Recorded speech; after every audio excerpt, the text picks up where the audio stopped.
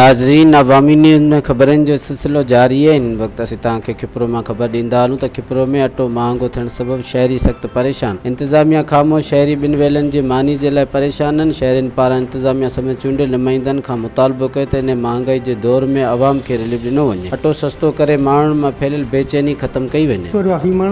साईं open market कणक जो रेट महांगो आहे, 2400 मण मिले थी, इन हिसाब सां महांगो रेट 66 रुपए किलो हले पियो हिते कपरे में।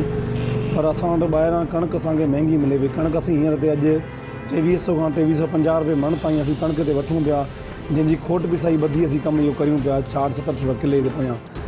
गवर्नमेंट अॻे असांखे 15/8 ते कणक जा चालान ॾियणु शुरू कंदी हुई, उन जो अञा ताईं को बि अतो पतो कोन्हे। जेकॾहिं कणक गवर्नमेंट ॾियणु शुरू कंदी, कणक गवर्नमेंट ऐलान करे छॾियो आहे 1950 रुपया ॾियण जो, 1950 रुपया कणक जेकॾहिं गवर्नमेंट ॾियणु शुरू कंदी, उन ॾींहुं अटो 2200 रुपया मण 55 रुपया किलो अटो थी वेंदो।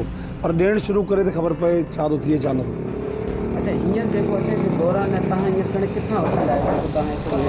बाज़ार मुस्तफ़ा मां या ज़मींदारनि कंहिं ज़मींदार ॾे पई आहे, कंहिं वापारनि जे शहर में पई आहे। जेकॾहिं उहे रोज़ अचनि था, को 5 कटा खणी, को 10 कटा खणी, उन्हनि जो रेट अॼु 2350 रुपया फी मण आहे कणक। मज़ीद खबरों और तफसीलात के लिए विजिट करें हमारी वेबसाइट www.awamiNewsHD.com।